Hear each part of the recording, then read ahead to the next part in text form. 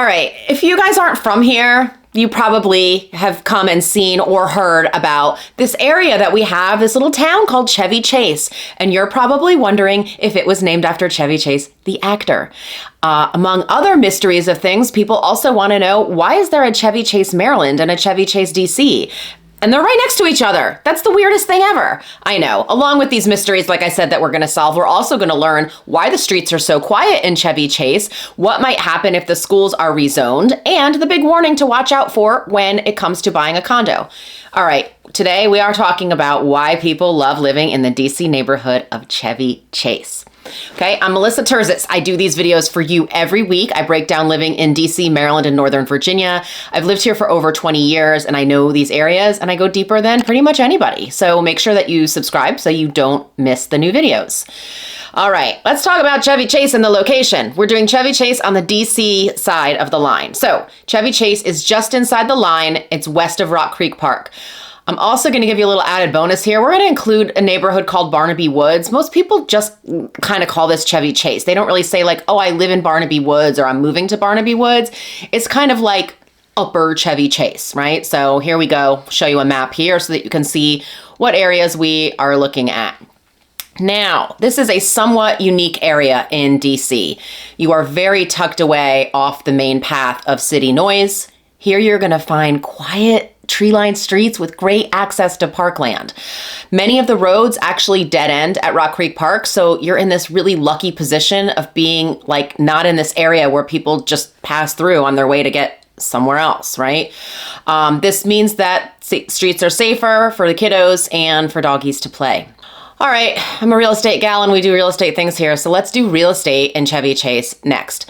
There are all different kinds of homes here in Chevy Chase. Along one of the main thoroughfares, which is Connecticut Avenue, there are tons of mid-century style condo buildings, and they have studios and one-bedroom condos that start in the 200,000s and go into like the 300,000s.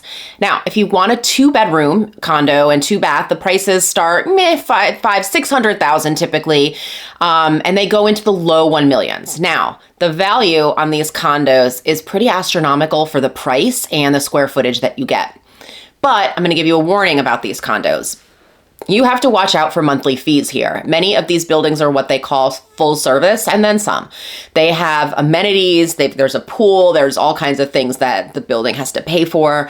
There's a front desk staff 24/7, and that translates to really high monthly fees. If you've got a staff of front desk and you're gonna have people there 24 hours, 7 days a week, some of them are gonna be making overtime and double time. Some of them are going to have, if they work more than 32 hours, they're gonna have like healthcare and insurance and things like that. And often what the buildings do is they farm this out to a concierge company, which then will manage all the people for you, but they're going to add even more money on it. So it can be a lot of money if you want to live in a building that has, you know, a front desk. Just know that. Now, if you want single family houses, Chevy Chase and Barnaby Woods have single family houses. Many, many houses. You're going to find both row homes or twins, and then you'll also find single family detached homes. Now, you can find homes here under $1 million. It's not super common. It is more possible here, though, to find a home under $1 million than it is in neighboring AU Park or Tenleytown, which we have a video on that area as well. This is because in Chevy Chase, you're a bit farther from Metro here, and you're actually like more car dependent. I know on a map, it just kind of looks like it's all the city, but there is a difference because on the AU and Tenleytown side, you get the Metro right there off Wisconsin Avenue, and the Metro line, if you wanted it, you'd have to either walk down to Van Ness Metro or you'd have to cross and go over to Wisconsin.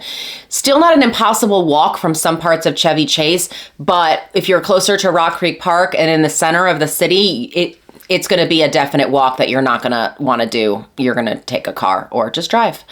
So approximately 5% of the houses in Chevy Chase will sell under $1 million. They're likely going to need work or be on the smaller side, at maybe as in the case of like a row home. Now here's an interesting tidbit.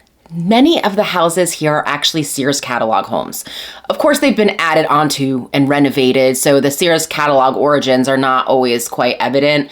Houses here are going to set you back in the six figures. Now, you can find homes at any price point between $1 million to 2.2. The rise in prices is actually spread pretty evenly. Like you'll get a handful of homes at 1.1, a handful at 1.2, a handful at 1.3. So it's not like there's any sort of, huge jumps or anything like that. You will see all price points here. The average price for the last 6 months, $1.79 million. The median price is 1.5, okay? If you forgot what the average and median is, I know, math is fun. So the average is the average, right, of all the houses that sold. The median is there's as many below 1.5 as there are above 1.5. Now, you have a variety of house types in Chevy Chase. You're gonna see everything here. Colonial, Tudor, Craftsman, farmhouse, bungalow, contemporary, and modern. Many of the homes are going to have front and backyards. So if it's green space you want, green space you will get. Okay, so now that we have real estate covered, we want to talk about what's here for fun. So this is definitely, like I said, it's a quieter part of DC, but just because it's quiet doesn't mean that there's nothing to do here. So two of the neighborhood hotspots, if we can call them that, are Comet, which it's right on Connecticut Avenue, just south of Chevy Chase, but Comet has music and ping pong. And then there's also Politics and Prose, which is a very popular and very well-traveled bookstore. There's events that happen there. It's a great place to grab a cup of coffee, pick up a new read. And you also, if that's not your thing and you'd rather do the library, the Chevy Chase Library is awesome and very large. Now, if you love to be outside, consider yourself lucky. Rock Creek Park is the eastern border of Chevy Chase, where there's endless opportunities for hiking and sports and picnics. You've also got Lafayette Pointer Park and Recreation Center that was renovated in 2021. Fun fact, I don't know if it's a fun fact, but the pointer got added to the name of Lafayette Park in 2021 after they renovated it as a nod to a slave who had bought his freedom and lived on this land, but then his house was ultimately seized by the district for eminent domain so that they could build Lafayette Elementary School. Yep. Now the park has playgrounds, a splash park, tennis and basketball courts, and baseball. They also have indoor rooms there where they host camps in the summer, yoga, and some other programs. Now, for more fun, you've also got some tennis courts that are up at Fort Reno Park at Chesapeake in Nebraska. Fort Reno is also pretty cool, right? It's this huge, huge green space, and you can bring your dogs if they like music. I mean, they have a summer concert series. Annie, my Annie the Corgi, she's partial to the Aussie Shepherds. Their new album is called Barking Up the Wrong Tree. Mom jokes? Anyone? I know, a stupid mom joke. So now, is Chevy Chase good for families? Well, we covered some of this, right? So got parks and playgrounds and green space and all of that. Well, in addition to that, public schools in Chevy Chase are pretty highly rated and highly sought after, right? So you've got Lafayette Elementary. It is one of the highest rated schools in the city. It's definitely one that people kind of clamor after, that they want to get their kid into. They're about to announce a new principal, which, depending who you ask, is a good thing or maybe not a good thing. There were some pretty strong opinions about the principal who's currently there. She will actually be gone. She's moving on to a different school at the end of the school year, which ends in spring 2024, which is where we are now. Lafayette Pointer Park's adjacent to the school, and it has a fantastic playground and, like I said, tennis, basketball, baseball, and all kinds of fun stuff. Now, the middle school for a large part of Northwest is here too. It's Alice Deal Middle School, and it has a very high enrollment number. So we've talked about Alice Deal in other videos. They've got close to 1,500 students across 3 grades of 6th, 7th, and 8th. Now, one thing to know, I don't know how solid this goes, but one thing to know is that the overcrowding at Deal Middle School is enough of a problem that it kind of always finds itself onto an agenda somewhere, and there's light chatter oh, it could be rezoned, right? However, they're finalizing the budget now, and it does not look like it will be rezoned in the next 10 years. So, you're safe for a little bit. The reality is, I don't think it will ever happen. If this were to ever come up again, it's likely to be fought tooth and nail, right? Because schools dictate so much of property values here. And so if you buy into a neighborhood because of a school and then you get zoned out of that school for no reason, right? Just the fact that it's overcrowded and maybe they're going to actually put you in a school that might be a little bit farther away because of the location. You see there's a lot of vicious fighting that happens with that. All right, now let's talk about the high school. For most of Northwest DC, the high school that is here is Jackson Reed. Now, you've got IB programs over at the middle school, but then you have AP at Jackson Reed. So a little bit of a kind of disconnect, I think, there, but just, something to keep in mind. As far as other kid things, we've got an honorable mention that goes to Raymer's Shoes on Northampton Street in Chevy Chase. Pretty much every city parent has come here at one point or another or multiple times to get their children fitted because they are so excellent at it. They will get you the right size. They also hand select every single shoe in that shop, and they know what the kids and the parents like. Let's now discuss the eats. Food in Chevy Chase. So because Chevy Chase shares the Western Avenue border with Chevy Chase, Maryland, you actually have a lot of the same restaurants and retail that service both areas. Inside Chevy Chase, DC, the Connecticut Avenue Strip has several choices. My favorite restaurant in DC is Parthenon, which serves really amazing, authentic Greek food. We go there quite a bit. I'm Greek. I fly my Greek flag. I mean, this is just me, right? So anyway, also on that little strip is Macon Bistro and Larder, which is well known for its Southern cooking. They have fresh biscuits, gourmet burgers, and on the Larder side, they have supplies, carry-out ready pickles, cookies, and pies. Also there is Blue 44, which serves American comfort food. The Avenue is another restaurant. They say their food is updated pub fare, and they've got a kid-friendly basement den kind of area.